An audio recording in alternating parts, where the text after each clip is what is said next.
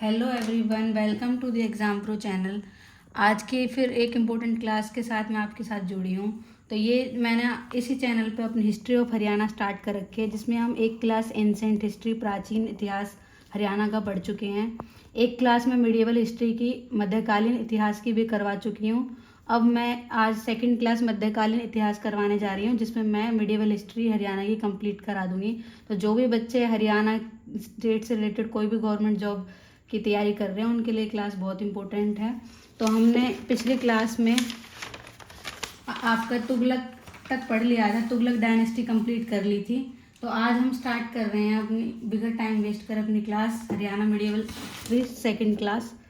तो मुगल का time period जैसा कि आप जानते हैं कि 1526 से लेके 1707 तक का था।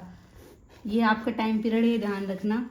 तो ये कब से मुगल का जो काल है वो शुरू किससे हुआ था, जैसे कि हमने पिछली क्लास में first battle of Panipat already discuss कर लिया, आप वहाँ जाकर इसको अच्छे से देखें। तो बाबर ने इब्राहिम लोदी को जब 1526 में पहले पानीपत के युद्ध में हरा दिया तो मुगल काल की नींव रख दी उसने, और मुगलों का राज जो है वो हमारे भारत में स्टार्ट हो गया था उस टाइम पे। उसके बाद लेकिन थोड़े टाइम बाद जो है, जब डेथ हो गई थी बाबर की 26 दिसंबर 1530 में बाबर की जो है वो मृत्यु हो गई। उसके बाद उसका बेटा राजगद्दी संभाला हुमायूं। तो हुमायूं ने के दो भाई थे, एक मिर्जा हिंदल और एक मिर्जा कामरान। जो हिंदल था उसने उसको मेवात का, हुमायूं ने उसको मेवात का गवर्नर बनाया और कामरान को सरहिंद हिसार का गवर्नर बनाया। लेकिन उसके बाद क्या हुआ कि जो शेर खान था, जैसे शेर शाह सूरी के नाम से भी जाना जाता है, उसने हुमायूं के साथ दो युद्ध लड़े, एक 1539 में, एक 1540 में। 1539 में जो युद्ध लड़ा उसे बैटल ऑफ चौसा के नाम से जाना जाता है और 1540 में बिलग्राम के नाम से जाना जाता है। उन युद्ध में हुमायूं को शेर खान ने हरा दिया, जिसकी वजह से हुमायूं जो वो देश छोड़कर यहाँ से चला गया। तो दोबारा से जो हरियाणा था वो इसके बाद अफगान के कंट्रोल के अंडर आ गया था। तो शेर शाह के बारे में थोड़ी सी इंपॉर्टेंट जो पेपर में पूछी जाती है इन्फॉर्मेशन, वो मैं यहाँ पे ऐड कर देती हूँ। शेर शाह ने एक स्क्वायर पठान स्टाइल का एक मकबरा टॉम्ब बनवाया था, जो कहाँ पर है, नारनौल में। उसने अपने दादा इब्राहिम खान सुर की याद में बनवाया था ये, और किसके अंडर कंस्ट्रक्शन हुआ था ये, शेख अहमद नियाजी के। शेर शाह सूरी ने अपनी जो गवर्नमेंट थी, सरकार थी, उसको 4 पार्ट में डिवाइड किया, दिल्ली, मेवात, हिसार, सरहिंद। शेर शाह सूरी से एक इम्पोर्टेंट इंफॉर्मेशन ये भी कि उसने GT road, grand tunnel road जो है वो बनाया था। कहाँ से, वेस्ट बंगाल के सोनार गांव से लेकर और पाकिस्तान के इंदस तक लेकर 1580 कोस के बराबर ये था, लगभग बराबर ये था। 16वीं सेंचुरी में अगर पूछा जाए तो ये बनाया गया था।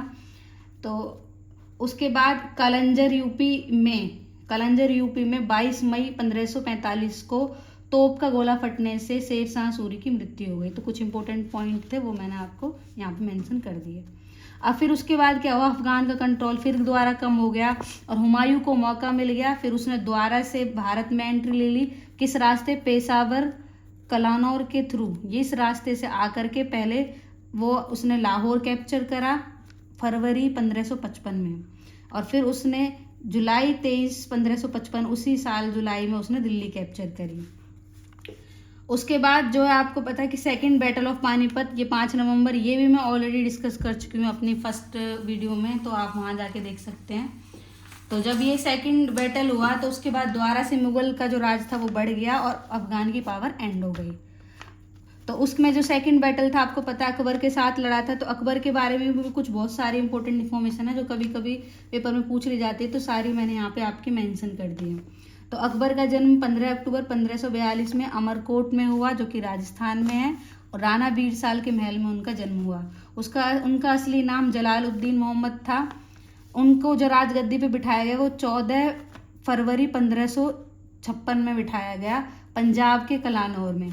उसके संरक्षण कौन थे, बैरम खान थे, जिसको खान खाना भी बोला जाता है। अकबर ने हल्दी घाटी का युद्ध लड़ा था महाराणा प्रताप के साथ, जो कि 1576 में लड़ा। गुजरात विजय उसकी 1572 से 73 में हुई। उसके बाद उसने फतेहपुर सीकरी में बुलंद दरवाजा बनवाया। अकबर ने कौन सी प्रणाली स्टार्ट करी, मनसबदारी प्रणाली करी, जो कि सिपाहियों सैन्य व्यवस्था से रिलेटेड थी, और कि उनको किस तरीके से जो सैनिक होते थे उनको वेतन दिया जाए उससे रिलेटेड थी मनसबदारी। उसने भू राजस्व प्रणाली स्टार्ट करी। ये किसके थ्रू उसने स्टार्ट करी? ये उसका जो फाइनेंस मिनिस्टर है, वित्त मंत्री बोल सकते हैं, राजा टोडरमल था।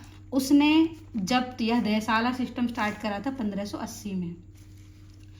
1562 में दास प्रथा, 1563 में तीर्थ यात्रा कर यानी टैक्स, 1564 में जजिया टैक्स समाप्त करा। किसने? अकबर ने समाप्त करा। 1575 में अकबर ने इबादत खाना बनाया। कहाँ? फतेहपुर सीकरी में, सभी धर्मों के लिए। उसने एक नया धर्म भी स्टार्ट करने की कोशिश करी थी, दीन ए इलाही, 1582 में। एकमात्र बीरबल था जिसने उस धर्म को माना था। इलाही संवत यानी नया पंचांग शुरू करा था 1583 में। उसने अपने 9 जो सबसे बुद्धिमान थे उसके राज्य के अंदर जो तो उसने नवरत्न बोला था उनको। तो ये भी सारे मैंने यहाँ मेंशन कर दिए हैं, सबके नाम आप यहाँ दे सकते हैं। जैसे अबुल फैजल है, उसने अकबरनामा ऐन अकबरी लिखी, ये एक इतिहासकार था। तानसेन, ये एक म्यूजिशियन थे जिनका असली नाम रामतनु पांडे था, इसको अकबर ने मियाँ की उपाधि दी थी। बीरबल जो था वो अकबर का मुख्य सलाहकार था, बीरबल का असली नाम महेश दास था। राजा तोडरमल, ये वित्त और राजस्व मंत्री था। राजा मानसिंह उसका मुख्य सेनापति था। अब्दुल रहीम खान ये क्या थे? ये कवि थे, ये एक कवि थे और ये उसके अबुल फजल के बेटे थे। अबुल फजल के नहीं, बैरम खान के बेटे थे। उसने अबुल रहीम ने बाबरनामा का फारसी में ट्रांसलेशन करा था यानी अनुवाद किया था। फैजी भी राज कवि थे जो कि अबुल फजल का भाई था। इसने महाभारत का फारसी में अनुवाद करवाया था जिसका नाम रज्मनामा लिखा। फ़कीर अजिया उद्दीन जो अकबर के धार्मिक सलाहकार थे। मुल्ला दो प्याजा जो कि रणनीतिक सोच के लिए जाने जाते थे। तो एक सिंपल फॉर्म में मैंने डायनेस्टी मतलब बता दिया। बाबर था, फिर हुमायूं आया, फिर अकबर, फिर जहांगीर, फिर शाहजहां और फिर औरंगजेब। नेक्स्ट हमने अकबर के बारे में बता दिया। अब इम्पोर्टेंट है शाहजहां का जो काल रहा वो 1628 से लेकर के 1658 तक रहा, जिसको मुगल आर्किटेक्चर की गोल्डन एज बोला जाता है क्योंकि वो उसने काफ़ी कुछ जो है वो बनवाया था। जैसे ताजमहल है 1631 से लेकर 1648 तक आगरा में बनवाया। उसने अपनी नई कैपिटल सिटी 1638 में शाहजहानाबाद बनाई दिल्ली में। रेड फोर्ट भी शाहजहां ने बनवाया, जामा मस्जिद भी उसने बनवाया, पिकॉक थ्रोन भी उसने बनवाया और पिकॉक थ्रोन में ही उसने जो है कोहिनूर हीरा गड़वाया था जो बहुत फेमस है, जिसे अंग्रेज लेके चले गए थे यहाँ से, भारत से। उसकी जो शाहजहां की मृत्यु हुई वो 1666 में हुई। तो ये सारे इंपॉर्टेंट पॉइंट कवर हो गए यहाँ पर हमारे। उसके बाद एक उसकी पूछा जाता है सतनामी रिवॉल्ट। सतनामी रिवॉल्ट जो हुआ था वो औरंगजेब के राज्यकाल के दौरान हुआ। कब हुआ? 1672 में हुआ। कहाँ हुआ? महेंद्रगढ़ और नारनौल में हुआ। किसने करा? किसान, मजदूर और छोटे छोटे जो कलाकार, जो लोग गरीब लोग थे जो उससे परेशान थे, उन्होंने उसके खिलाफ जो विद्रोह करा था औरंगजेब। तो ये इंपॉर्टेंट पॉइंट है, ये याद रखना। औरंगजेब की मृत्यु हो गई 3 मार्च 1707 में और उसकी मृत्यु के बाद ही जो मुगल का रूल था, मुगल काल था, उसका पतन होना स्टार्ट हो गया, वो गिरने लगा। तो उस टाइम एक ही बहुत ज़रूर पर्सन का नाम आपको याद रखना, बंदा सिंह बहादुर, जो उस टाइम बहुत उभर कर आए।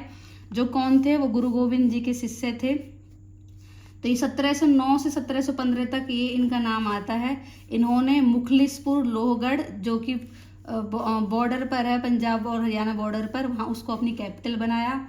उन्होंने कुछ युद्ध लड़े जैसे बैटल ऑफ सोनीपत और बैटल ऑफ सामना, ये दोनों के दोनों जो है 1709 में लड़े। उन्होंने ये बैटल ऑफ सोनीपत में मुगलों को हराया था और बैटल ऑफ सामना में सैयद जलालुद्दीन को मारा था, जिन्होंने गुरु तेग बहादुर का सर जो है वो काट दिया था। इसीलिए सैयद जलालुद्दीन को जो है बंदा सिंह बहादुर ने इसमें मारा था। बंदा सिंह बहादुर ने वो पर्सन है जिन्होंने अपने नाम के सिक्के भी चलाए थे और किसानों को जमीनी हक भी दिया था।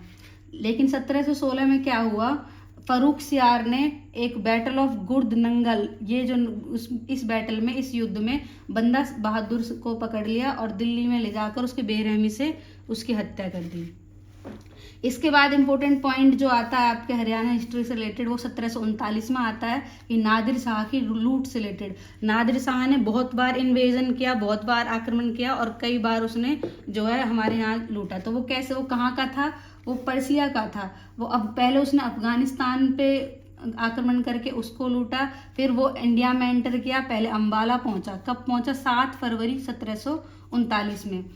8 फरवरी को उसने उसके अगले दिन शाहबाद को कैप्चर कर लिया। 10 फरवरी को उसने थानेसर को कैप्चर कर लिया। और वो मुगलों से कब लड़ा?